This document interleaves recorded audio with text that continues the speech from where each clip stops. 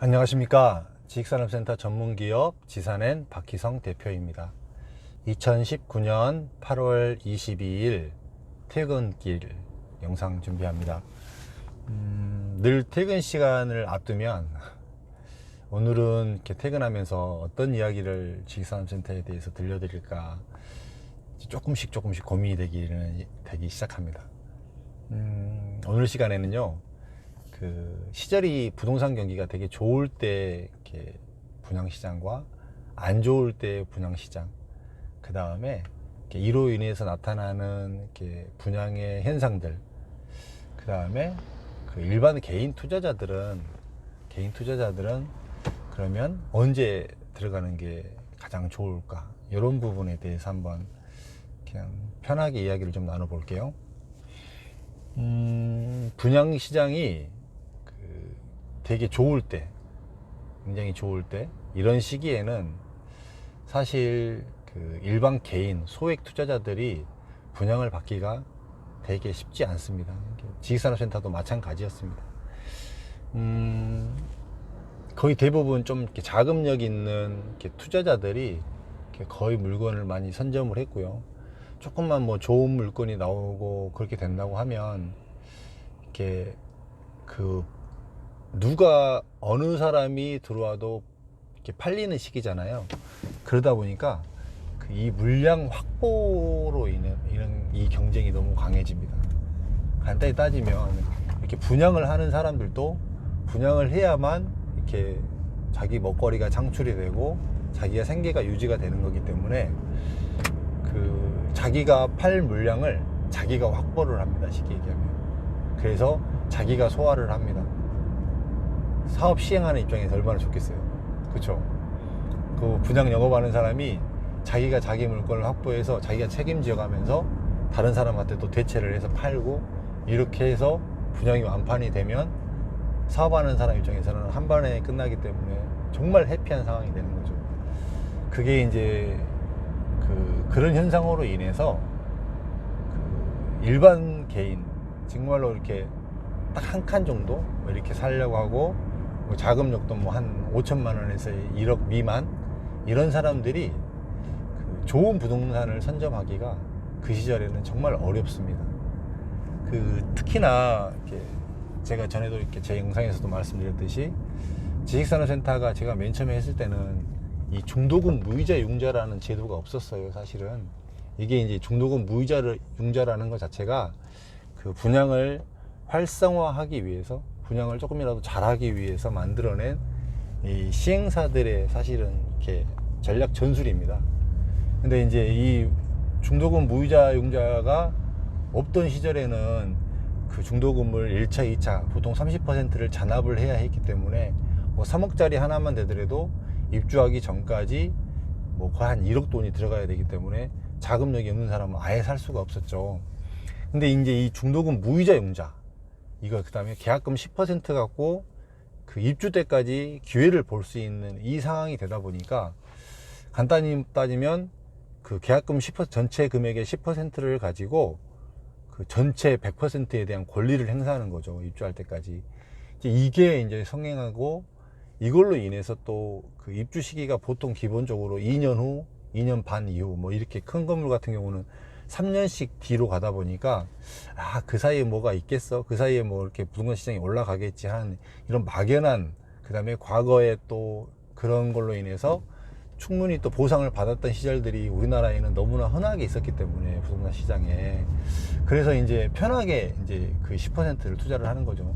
10억짜리 물건을 살라고 한다고 하면 굉장히 망설이고 힘들겠지만, 10억짜리 물건을 사고 권리를 취득하는 데 대해서 1억만 투자하면 되는 거기 때문에 가볍게 생각을 하는 거죠. 20억, 30억짜리 물건을 감히 일반 사람들이 어떻게 사요? 근데 2억, 3억을 주고 그 권리를 사는 거에 대해서는 굉장히 뭐 어렵지 않게 쉽게 편하게 생각을 하잖아요. 이런 개념인 것이죠.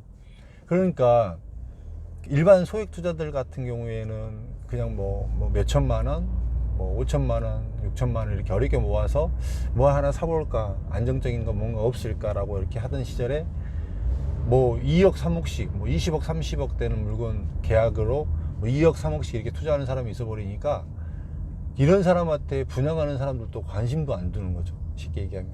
이런 상황이 됩니다. 이게 좋은 시절입니다. 이제 이런 시절에서 만약에 부동산이 이렇게 안 좋은 시절이 됩니다. 그렇게 되면 이 좋은 시절에는 좋은 호실을 그냥 하나만 팔지 않아요. 이게 끼어 팔기가 굉장히 성행하죠. 뭐 코너 호실, 뭐 햇빛이 잘 드는 남향 호실 같은 경우는 그 옆에 호실하고 같이 해서 살아. 뭐 이런 현실. 그 다음에 뭐 이렇게 좀 더 좋은 호실, 그다음에 뭐 테라스가 있다든지, 뭐 특별히 뭐 층고가 좀 높다든지 이런 호실 같은 경우에도 뭐 끼어 팔기를 하는 이런 개념이 강하죠. 이러다가 이제 분양 시장이 꺾여서 이렇게 서서히 침체가 되고 분양이 잘 안 되는 시기가 다가와요. 그러면 어떻게 될까요? 이제 주객이 드디어 이제 전도하는 거죠. 주객이. 사업을 시행하는 사람은 내 물건 좀 어떻게 좀 잘 팔아주면 안 되겠냐. 뭐 내가 너한테 조금 더 좋은 조건을 줄 테니까 내 물건 좀 팔아주라. 이런 상황이 나올 것이고요. 일반 소액으로 한 칸을 살려고 하는 사람도 예전에는 끼어 팔기를 했던 이런 호실을 이런 시절에는 그냥 한 칸만 살 수가 있습니다. 이런 상황이 오는 것이죠. 이런 상황이. 참 이제 돌고 도는 것 같아요. 이게. 근데 이제 이렇게 되면 또 어떤 상황이 생기냐면 우리가 이제 물건을 만약에 사더라도요. 물건을 많이 사게 되면 좀 이렇게 도매로 산다 그래 갖고 좀 더 할인을 좀 더 해주고, 그 다음에 조금 항나 사면 소매로 사기 때문에 제 마진을 다 붙여서 팔고 이런 경우가 있잖아요. 부동산에도 그런 게 있습니다. 도매 분양, 소매 분양. 이제 제가 붙인 말이거든요. 근데 이 도매 분양, 소매 분양 간단히 따져서 지식산업센터에서도 한 개층이 만약에 뭐 전용 면적이 한 300평 되고 분양 면적이 한 600평 된다고 쳐요. 600평짜리를 평당 뭐 한 800만 원이면 68에 48, 48억짜리를 사요. 그러면은 계약금만 한 5억이 들어가잖아요. 10%니까. 이제 한 5억 원어치를 한 층을 탁 사는 거죠. 이렇게 어려운 시절에. 그러면 내가 한 층을 살 테니까 그럼 너 나한테 어떻게 해줄래? 뭐 어떤 조건으로 줄래? 가격을 얼마를 깎아줄래? 이런 딜을 보는 거죠. 이 도매 분양이 힘을 쓸 수 있는 때가 이제 이렇게 좀 어려운 시기가 되면 이 도매 분양이 굉장히 힘을 쓸 수가 있습니다. 도매 분양이. 그러면 이제 이런 부분에 있어서 이 도매 분양으로 들어갈 때 이렇게 소액 투자자들이 좀 힘을 모아서 같이 들어가는 경우가 있어요. 요즘에는 그런 경우도 많이 성행을 하더라고요. 근데 이제 예전에는 그런 경우가 정말 많지 않았습니다. 이 도매 분양을 하기 위해서는 거의 대부분 그때도 이제 자금력 있는 좀 자금력이 넉넉한 이런 투자자들이 한 번씩 찍어주고 그에 대해서 이제 확실하게 먹을 수 있는 개런티를 해주고 이런 형태로 가고, 이제 분양하는 사람은 거기에 붙어서 어떻게든지 또 하나씩 정리해서 이렇게 또 자기 먹을 거리를 창출을 하고 이런 상황이 생깁니다. 이제 시절이 제가 이제 자꾸 이제 최근 영상에서는요 그 얘기를 많이 드렸어요. 그 흐름이 조금 많이 안 좋아지고 간다. 그렇기 때문에 이렇게 일반 소액 투자자들한테는 굉장히 기회가 있을 수 있는 기회가 될 것이다. 이렇게 이야기를 드렸는데 좀 그에 대해서 굉장히 힘을 쓸 수 있을 것 같아요. 이제 도매 분양, 소매 분양 이런 형태로 해서 좀 힘을 쓸 수 있을 것 같고요. 이제 이런 시기가 오면 이제 공평한 것 같아요. 예전에는 살 수 없었던 굉장히 좋은 귀한 물건들을 이제 소액 투자자들도 한 칸씩 살 수 있는 그런 시절이 드디어 이제 오고 있습니다. 이제 이럴 때는 이제 드디어 어떤 물건이 이제는 좋은 것인가에 대해서 이제 옥석을 잘 가려야 되겠죠. 옥석을 잘 가려서 무작정 지식산업센터는 네임밸류만 보고 갈 일이 아니에요. 이 네임밸류가 있다고 해서 기업체에서 들어와서 사용하고 네임밸류가 없다고 해서 기업체에서 들어와서 사용하고 그러진 않아요. 네임밸류가 있다고 해서 기업체에서 실제로 사용하는 데 있어서 사실 아무런 득이 없거든요. 이 네임밸류가 있음으로 인해서 이제 자체 가치가 조금 더 갈 수는 있을 이런 부분들은 있을 수 있겠지만, 지식산업센터는 아직까지 저변이 너무나 이렇게 두텁지가 않기 때문에 이걸로 인해서 이렇게 네임밸류가 있다고 해서 훨씬 더 가치를 인정받고 그런 시장은 아닙니다. 이렇게 아파트처럼 똑같이 생각해서 하기에는 아직까지는 상당한 무리수가 있어요.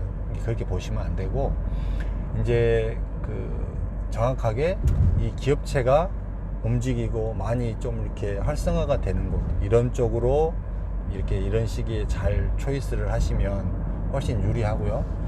아까 얘기했듯이 이제 도매 분양이나 소매 분양처럼 도매 분양을 해서 좀 더 좋은 조건에 이렇게 지식산업센터를 살 수 있는 이런 환경이 열렸을 때 들어갈 수 있는 이렇게 타이밍을 잘 잡으면 똑같은 분양을 받으면서도 굉장히 좋은 조건의 분양을 받을 수가 있는 개념이 된 거겠죠. 그거를 이제 조금씩 좀 한번 준비를 해보고 있습니다. 사실은 제가 영상이 마무리가 될 준비 되니까 이야기를 드릴게요. 뭐 안 들으실 분이 거의 대부분이니까 그런 부분들을 조금 만들어 보고 있으니까 관심 있게 좀 보시면 정말 앞으로 좀 괜찮은 물건들이 많이 나올 것 같아요. 지금 시장이 벌써 이렇게 많이 반응을 하고 움직이고 있습니다. 그 다음에 이렇게 좀 어려워지는 현장들도 이제 많이 생겨날 것 같고요.